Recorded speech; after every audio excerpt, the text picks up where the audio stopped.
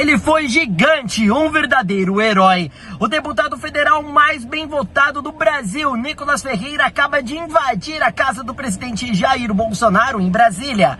A contragosto do Xandão, ele desabafou e aos berros exigiu que imediatamente Bolsonaro seja liberto. Declarou que a anistia volta a ser mais uma vez a principal pauta deste país. Ele convocou o povo brasileiro a lotar as ruas nos próximos dias para evitar que Jair Bolsonaro vá para a Papuda. Inclusive, Nicolas, aproveitando a grande chance que teve em suas mãos, pegou o microfone ao vivo da Globo e humilhou toda a militância da emissora. Nicolas Ferreira fez história. E detalhe, em plena sexta-feira, hoje, dia 21 de novembro de 2025. Olha aí. Você me perguntou se é algum ministro, né? Se a carapuça civil, quem que mandou ele estar preso aqui dessa forma, né? Quem que mandou a prisão do Clezão, que morreu dentro lá da cadeia? Foi quem? Então assim, quem que conduziu uma eleição completamente falsa, onde poderia chamar o Bolsonaro de canibal, de pedófilo, falar que ele ia acabar com o 13º, falou que ele ia acabar com as férias, isso passava em rede nacional. Quem que conduziu as eleições? Foi Alexandre de Moraes. Quem que botou o Clezão na cadeia? Alexandre de Moraes. De quem foi a ordem aqui para poder colocar o Bolsonaro na prisão domiciliar? Alexandre de Moraes. Então falar que não tem um interesse partidário e político em um juiz como Alexandre de Moraes com relação à prisão do Bolsonaro é ignorar a realidade, gente. Pelo amor de Deus, o cara pega voo com a Janja, que é esposa do presidente da República, na qual tem processos de conflito de interesse. Ele demonstrou que está conformado com a possibilidade de ser preso em regime... Ninguém está conformado em estar preso. A gente enfrenta, né, a prisão, e ele da mesma forma. Ele está com a mentalidade de o que tiver que acontecer, nós vamos enfrentar. Agora, é óbvio, sempre com um sentimento de muita injustiça, com um sentimento de humilhação. Nenhum presidente da República teve um tratamento que o presidente está tendo agora. O crime dele não foi por corrupção. Os outros condenados, né, que Dilma foi impeachmentada, né, por crime de responsabilidade. O Lula foi preso por 3 instâncias, por dezenas de juízes e por milhares de provas. Agora, por corrupção e lavagem de dinheiro, né, passiva, né, corrupção passiva, perdão. E o Bolsonaro? Pô, é inacreditável. Quer tirar o cara na marra, no tapetão. É mais fácil falar assim, gente, nós estamos botando ele preso para poder tirar da corrida eleitoral. Agora, ele falar que ele está inelegível por uma reunião com embaixadores, que ganho político o Bolsonaro teve com isso? Zero.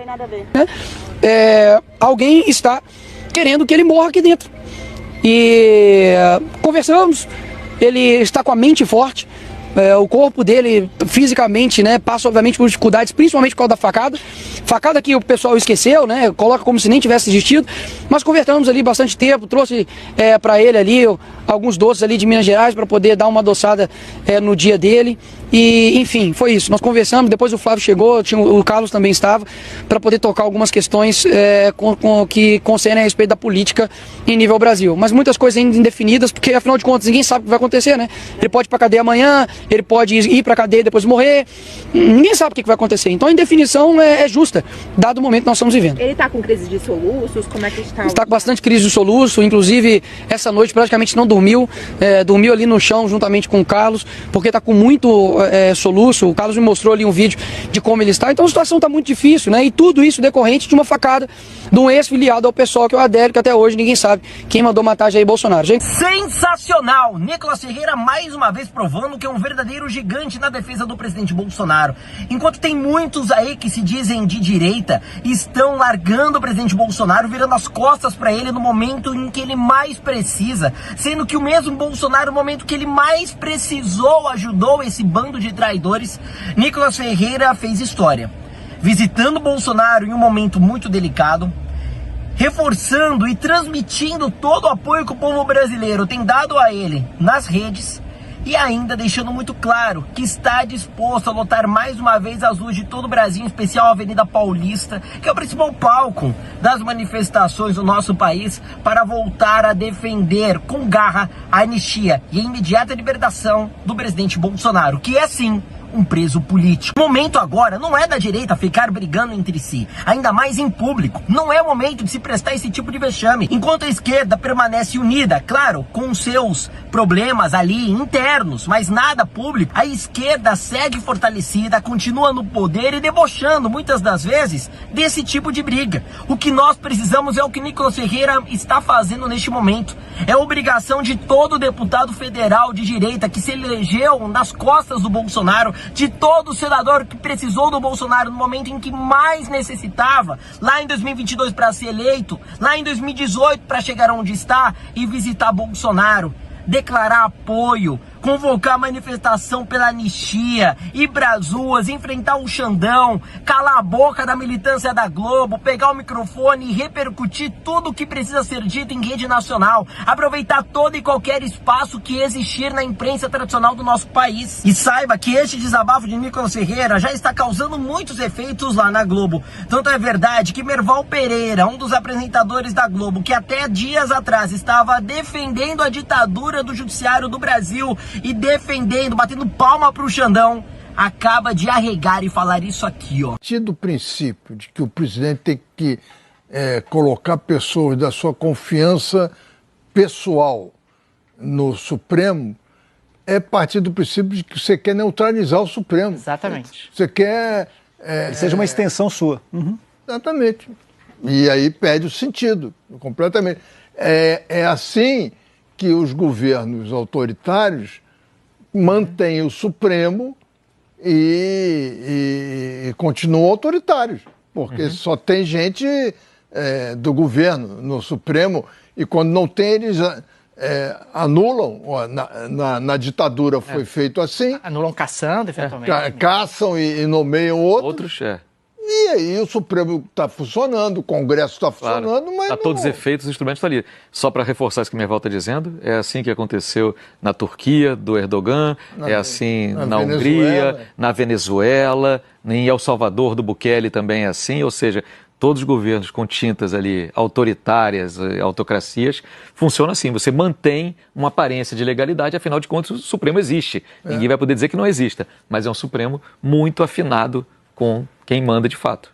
Acordou agora, Alice? Bom, antes tarde do que nunca. E é claro, aproveitando aqui, eu quero, até um pouquinho irônico, né? Parabenizar Merval Pereira, que admitiu a ditadura do judiciário, o autoritarismo daqueles que se colocam como grandes bastiões em defesa da moralidade, da soberania, da democracia no nosso país. Já chegou a hora também da gente começar a pautar mais uma vez o impeachment do ministro Alexandre de Moraes. O impeachment é algo previsto na Constituição, é uma ferramenta democrática que está à disposição de todo e qualquer brasileiro. Chegou a hora dos senadores, em especial do Senado, também de deputados federais, de lutarem pelo impeachment do Xandão. Basta de ter um ministro que, ao mesmo tempo que é relator, é vítima, ele processa, ele julga. É um cara que dá declarações públicas a respeito dos seus desafetos, que são os mesmos que ele mesmo julga.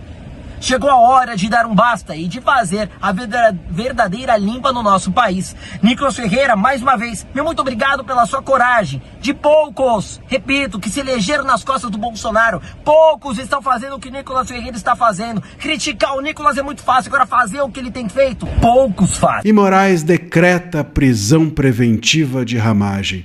Agora, a questão é, será que o Trump vai permitir que o Ramagem seja preso nos Estados Unidos? Trump vai aceitar?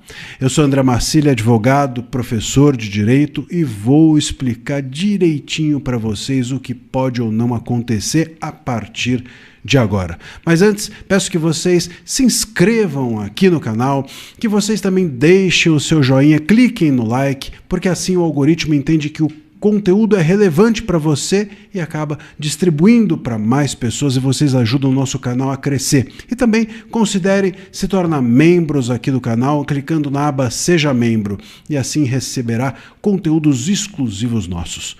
O Moraes, ele adora decretar uma prisão de sexta-feira. Repara que sempre as decisões do Moraes são de sexta-feira. Sexta-feira é um dia morno, sem muitas notícias. E aí os holofotes todos estão sempre dedicados ao Moraes. Reparem, é impressionante como é tudo sempre de sexta-feira. Ele decretou a prisão preventiva do Ramagem. Não está claro porque a decisão está sob sigilo. Não ficou claro, portanto, se essa decretação é uma resposta ao pedido feito pelo PSOL ontem. No entanto, seja isso ou não seja isso, ele decretou a prisão do Ramagem. E agora a questão é como que fica a vida do Ramagem lá fora. Quer saber? Não muda nada e eu duvido muito que mudará. E por que eu digo isso? Porque a prisão do Ramagem preventiva, decretada aqui no Brasil, não tem nenhum valor lá fora. O valor dessa decisão só existirá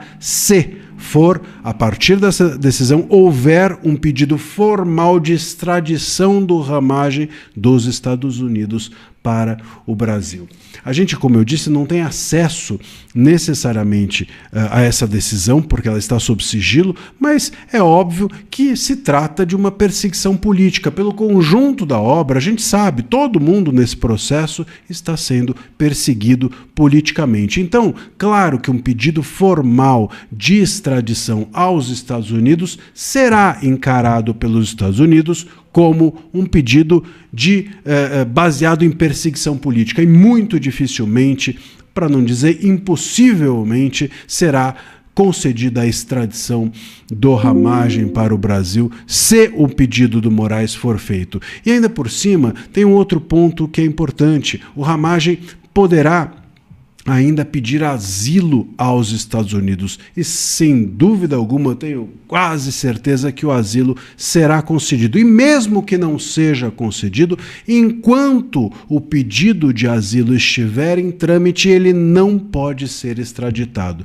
Portanto, meus caros, a vida do Ramagem, que está, segundo consta, segundo as notícias confidenciaram, está desde setembro nos Estados Unidos, a vida dele lá seguirá igual, né? Parece que as notícias dizem isso, que ele saiu em setembro para o Roraima, de Roraima foi pela Guiana, da Guiana pela Venezuela, sabe-se lá, é isso que dizem, de lá foi para os Estados Unidos. Enfim, se é isso mesmo, né, ele realmente planejou essa sua saída.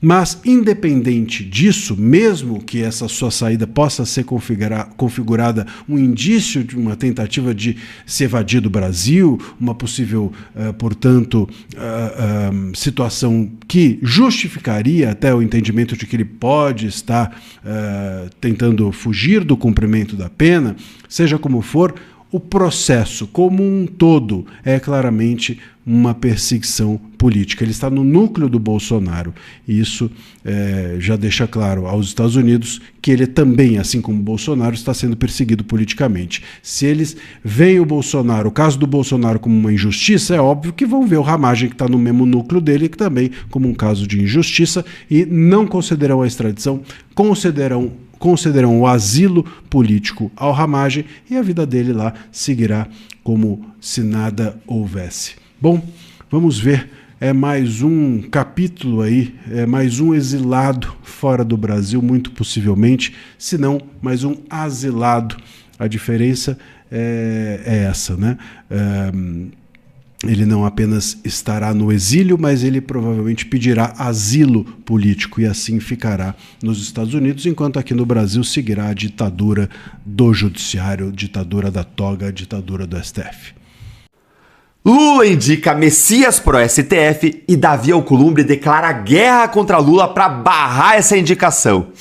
Tá sentindo aí? Tem cheiro de vingança, tem cheiro de sangue no ar. Então, meu bom dia pra você que não é nem o Lula nem o Messias, porque eles acabaram de receber um alvo gigantesco nas costas deles. E quem colocou esse alvo neles foi ninguém mais, ninguém menos do que o presidente do Senado, Davi Alcolumbre. Justamente ele que é responsável por tocar todo o processo de sabatina e aprovação da pessoa indicada pelo presidente a uma vaga do STF. Ou seja, ele que vai tocar o processo de sabatina e aprovação do próprio Jorge Messias, que foi oficialmente indicado por Lula nessa última quinta-feira. Nesse nosso encontro com justiça, eu vou te mostrar 3 coisas. Primeiro, algumas atitudes bizarras que o Messias adotou na sua função como advogado-geral da União.